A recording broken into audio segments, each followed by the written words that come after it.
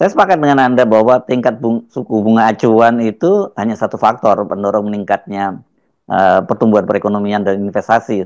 Banyak faktor lain yang ini malah jauh lebih penting, stabilitas politik, kepastian hukum, dan tentu saja indeks persepsi korupsi yang baik. Nah, ini sekarang ini malah kita dengar kasus Rempang yang sempat mereda, tiba-tiba memanas lagi, gitu ya, terjadi bentrokan lagi. Soal ini kan pasti secara cermat diperhatikan oleh para investor. Ya, apalagi kalau kita masukkan faktor stabilitas politik tuh.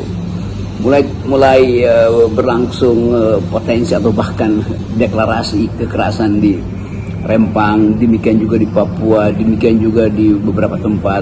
Jadi ya PIK 2 juga itu terlihat dengan sangat jelas bagi investor asing atau masyarakat sipil internasional yang melihat bahwa Indonesia ada di dalam kebimbangan, ada di dalam keadaan yang fatig, yang kelelahan secara politik, karena setelah pilpres ada pilkada, lalu kemacetan komunikasi antara PDIP misalnya dengan istana, kan semua itu variabel atau bahkan sudah jadi faktor penentu layaknya Indonesia menerima investasi asing. Jadi sekali lagi kondisi politik kita betul-betul rentan untuk menimbulkan goncangan ekonomi. Sebaliknya begitu goncangan ekonomi terjadi di wilayah moneter finansial, maka itu dengan cepat berimbas pada politik.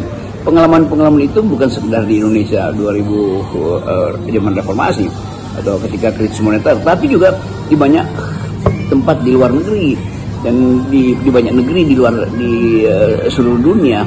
Jadi kapasitas Indonesia untuk mengukur stabilitas itu dianggap sebagai apa poinnya, yang kira-kira begini, apa poinnya kita masuk ke Indonesia kalau jaminan stabilitas konflik agraria tidak bisa diterangkan oleh pemerintah sendiri? Apa jaminan kita masuk ke Indonesia kalau pemerintah belum bisa menentukan arah kebijakan pembangunan?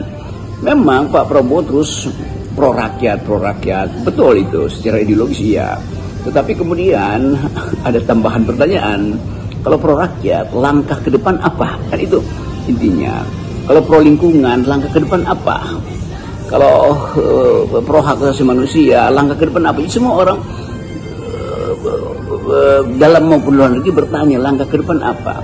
Nah, langkah ke depan itu adalah langkah dari kabinet. Nah, sekarang kabinet nggak bisa melangkah karena size-nya yang sangat besar dan kemampuan-kemampuan untuk memperlihatkan jaminan melalui personal garanti dari menteri-menteri itu tidak terlihat kan. Orang tetap menganggap ya sebagian besar menteri itu ya sebetulnya ya ditaruh aja di situ untuk memenuhi kuota dari Kim Plus. Nah, sekarang ada saatnya Presiden Prabowo mengevaluasi kapasitas kabinetnya sendiri.